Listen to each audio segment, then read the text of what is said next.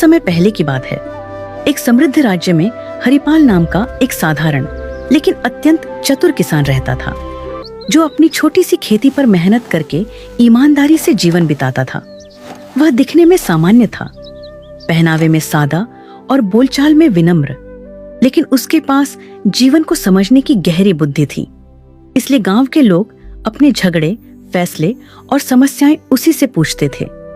उसी राज्य के राजा वीरसेन न्यायप्रिय और विद्वान थे, पर उनके मन में एक चिंता थी कि आजकल लोग केवल किताबों का ज्ञान दिखाते हैं, जबकि सच्ची बुद्धि बहुत कम लोगों में होती है।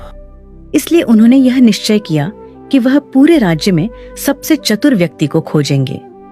राजा ने घोषणा करवाई कि जो व्यक्ति उनकी परीक्षा में सफल होगा, उसे सम्मान और पुरस्कार मिलेगा।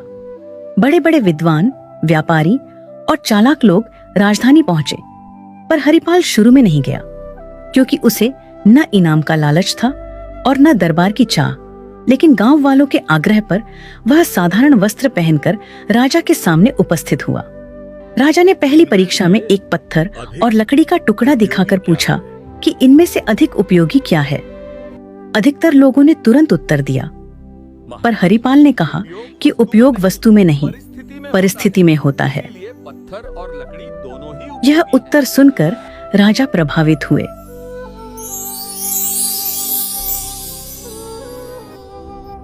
दूसरी परीक्षा में राजा ने पानी का घड़ा और सोने की थैली रखकर पूछा कि प्यासा मुसाफिर क्या चुनेगा।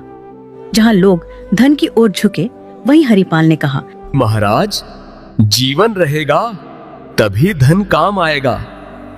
और राजा और प्रसन्न हो गए। अब तीसरी और सबसे कठिन परीक्षा आई। राजा ने आदेश दिया कि सभी लोगों को एक रात महल के बगीचे में रहना होगा और सुबह तक ऐसा फल लाना होगा जो न जमीन पर गिरा हो और न ही बहुत ऊंचाई पर हो। साथ ही किसी भी पहरेदार को नाराज नहीं करना होगा। बाकी सब लोग इस परीक्षा को नामुमकिन मानकर पीछे हट गए, पर हरिपाल ने हार नहीं मारी। रात भर सोचने के बाद हरिपाल को समझ आया कि राजा ने यह नहीं कहा था कि फल केवल पेड़ से ही तोड़ा जाए, बल्कि यह कहा था कि फल न तो जमीन पर गिरा हो और न ही बहुत ऊंचाई पर हो। सुबह होते ही उसने महल के बगीचे में लगे फूलों के पौधों और झाड़ियों को ध्यान से देखा। तभी उसकी नजर एक अंगूर की बेल पर गई, जो दीवार के सहारे छड़ी हुई थी। उस पर फल यानी अंगूर जमीन से ऊपर था, लेकिन किसी ऊंचे पेड़ पर नहीं।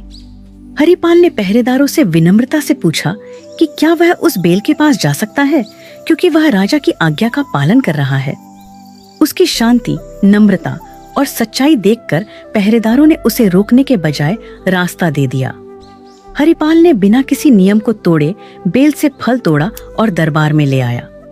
जब राजा ने उससे पूछा कि उसने यह कैसे किया, तो हरिपाल ने हाथ जोड़कर कहा कि सच्ची बुद्धि कठिन रास्ता चुनने में नहीं, बल्कि नियमों को समझकर सही और सरल मार्ग ढूंढने में होती है।